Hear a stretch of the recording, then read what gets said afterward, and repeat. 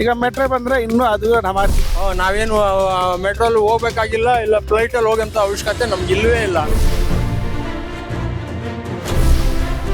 ನಿಲ್ಸ್ದಿರಾ ಹಂಗೆ direct airport ಹೋಗುತ್ತಲ್ಲ, ತೊಂದರೆನೇ ಅಲ್ವಾ ನಮಗೆ. ಹೊಟ್ಟೆ ಮೇಲೆ ಹೊಡೆದಂಗೆ ಆಗುತ್ತೆ. ಕೆರೆ ಇರೋದನ್ನು ಒತ್ತುವರಿ ಮಾಡ್ಕೊಂಡಿರ್ತಾರಲ್ಲ, ಸ್ಟಾರ್ಟ್ಅಪ್ ಮಾಡೋಕ್ಕೆ ಅನುಕೂಲ ಆಗುತ್ತೆ. ಇಲ್ಲಿ ಟ್ರಾಫಿಕ್ ಜಾಸ್ತಿ, ಯಾಕಂದ್ರೆ ಅಲ್ಲಿ ಮಾಲಾಗ್ತಾ ಇದೆ. ಮಕ್ಕಳು ಇರೋ ಜಾಗದಲ್ಲಿ ಆ ಕೆಟ್ಟ ಕೆಲಸ ಮಾಡಬಾರ್ದು. ಬದಲಾಗುತ್ತಿರುವ ಬೆಂಗಳೂರು ಮೆಟ್ರೋ ಮತ್ತು ಏರ್ ಟ್ಯಾಕ್ಸಿ ಬಗ್ಗೆ ಜನ ಏನಂದ್ರು? ಆಧುನಿಕತೆಯ ಜಗತ್ತಿನಲ್ಲಿ ಭಿನ್ನ ಭಿನ್ನ ಅಭಿಪ್ರಾಯಗಳು, ಚಿತ್ರ ವಿಚಿತ್ರ ಅನಿಸಿಕೆಗಳು, ಅದನ್ನ ನಿಮ್ಮ ಮುಂದೆ ಇಡುವಂತಹ ಸಣ್ಣ ಪ್ರಯತ್ನ. ಸ್ಕಿಪ್ ಮಾಡದೆ ಪೂರ್ತಿ ವಿಡಿಯೋ ನೋಡಿ ನಿಮ್ಮ ಅಭಿಪ್ರಾಯ ಕಮೆಂಟ್ ಮೂಲಕ ತಿಳಿಸಿ. ತೊಂದರೆನೇ ಅಲ್ವಾ ನಮಗೆ. ಮತ್ತೆ ಅವ್ರಿಗೆಲ್ಲ ಬಂದ್ಬಿಟ್ರೆ, ಮೆಟ್ರೋ ಬಂದ್ಬಿಟ್ರೆ ನಮಗೆಲ್ಲ ಕಮ್ಮಿನೇ ಆಗುತ್ತೆ ಡ್ಯೂಟಿಗಳೆಲ್ಲ. ಅದೇ ಗೊತ್ತಾ ಅಷ್ಟೇ. ಪಕ್ಕ ಹೊಡಿತಾರೆ, ನಮ್ಮ ಬಡ್ರ ಮೇಲೆ ಪಕ್ಕ ಹೊಡಿತಾರೆ ನಮಗೆ. ನೋಡಿ ಈಗ ಎಷ್ಟು ಬ್ಲೂ ಟ್ಯಾಕ್ಸಿ ಏನೇನೋ ಬಂದಿದೆ ಸಿಕ್ಕಾಬಿಡಿ. ಇನ್ನು ಟ್ಯಾಕ್ಸಿಗಳು ನಮಗೆ ಓಲಾ ಊಬರ್ಗೆ ಡ್ಯೂಟಿನೇ ಬಿಡಲ್ಲ ಏರ್ಪೋರ್ಟ್ಗೆ ಅಲ್ವಾ.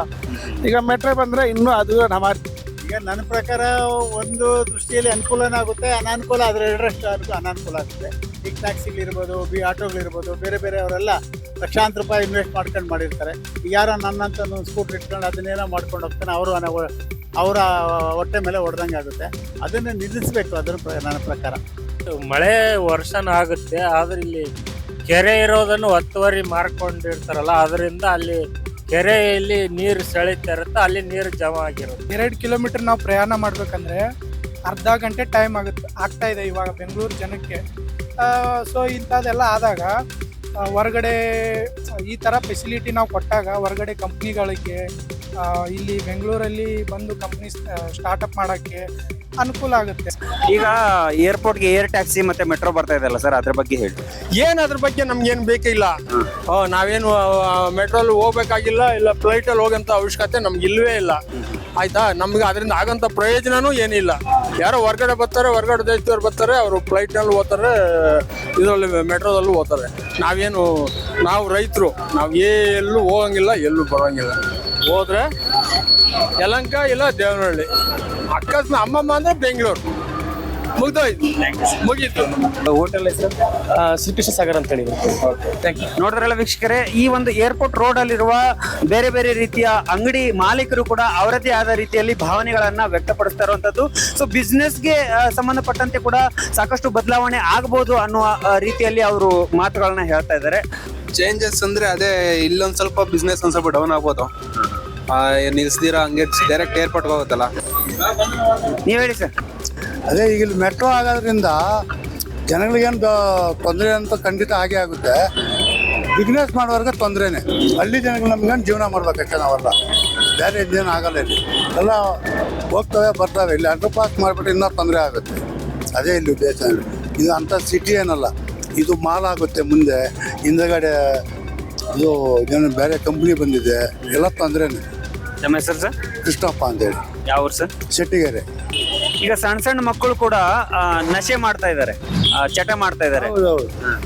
ಅದು ಮನೇಲಿ ತಂದೆ ತಾಯಿ ಆದವರು ಮಕ್ಕಳ ಬಗ್ಗೆ ಕೇರ್ ತಗೊಂಬೇಕು.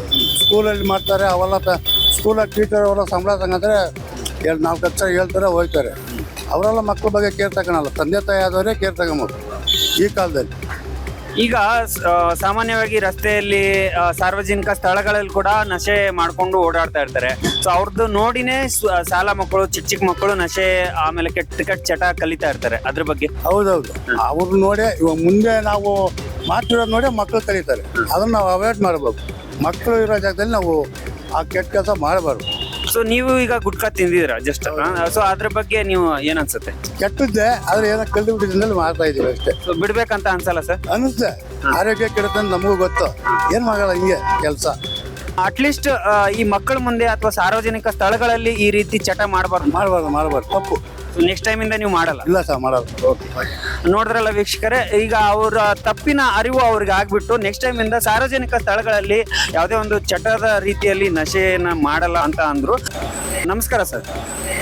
ನಮಸ್ಕಾರ, ಹೇಳಿ ಸರ್. ಈಗ ಏರ್ಪೋರ್ಟ್ಗೆ ಏರ್ ಟ್ಯಾಕ್ಸಿ, ಮೆಟ್ರೋ ಬೇರೆ ಆಗ್ತಾ ಇದೆ. ಅದ್ರ ಬಗ್ಗೆ ಅಂದ್ರೆ ಅದರಿಂದ ನಿಮ್ಗೆ ಯಾವ ರೀತಿ ಬದಲಾವಣೆ ಆಗ್ಬೋದು ಸರ್? ಈ ಬದಲಾವಣೆ ಅಂತ ಹೇಳಿದ್ರೆ ಟ್ರಾಫಿಕ್ ಸ್ವಲ್ಪ ಕಮ್ಮಿ ಆಗುತ್ತೆ ಅಷ್ಟೇ. ಇಲ್ಲಿ ಟ್ರಾಫಿಕ್ ಜಾಸ್ತಿ, ಯಾಕಂದ್ರೆ ಅಲ್ಲಿ ಮಾಲಾಗ್ತಾ ಇದೆ. ಆ ಕಡೆ 5-6 ಕಂಪ್ನಿ ಓಪನ್ ಇದೆ. ಮುಂದೆ ಫ್ಯೂಚರಲ್ಲಿ 5 years ಬಿಟ್ರೆ ಟ್ರಾಫಿಕ್ ಹೆವಿ ಆಗುತ್ತೆ ಇಲ್ಲಿ. ಅಂದ್ರೆ ನಿಮ್ಮ ಬಿಸ್ನೆಸ್ಗೆ ಯಾವ ರೀತಿ ಎಫೆಕ್ಟ್ ಆಗ್ಬೋದು ಅದು? ಎಫೆಕ್ಟ್ ಆಗುತ್ತೆ. ಅದು ಇವಾಗ ಹೇಳಕ್ಕಾಗಲ್ಲ, ನೋಡ್ಕೊಳ್ಬೇಕು. ಬಟ್ ಎಫೆಕ್ಟ್ ಆಗುತ್ತೆ. ಒಳ್ಳೇದು ಆಗ್ಬೋದು, ಕೆಟ್ಟದ್ದು ಆಗ್ಬೋದು, ಹೇಳಕ್ಕಾಗಲ್ಲ. ಕಮ್ಮಿನೂ ಆಗ್ಬೋದು, ಜಾಸ್ತಿನೂ ಆಗ್ಬೋದು. ತಮ್ಮ ಹೆಸರು ಸರ್? ಶಶಿಧರ್ ಅಂತ, ಊರು? ಕುಂದಾಪುರ.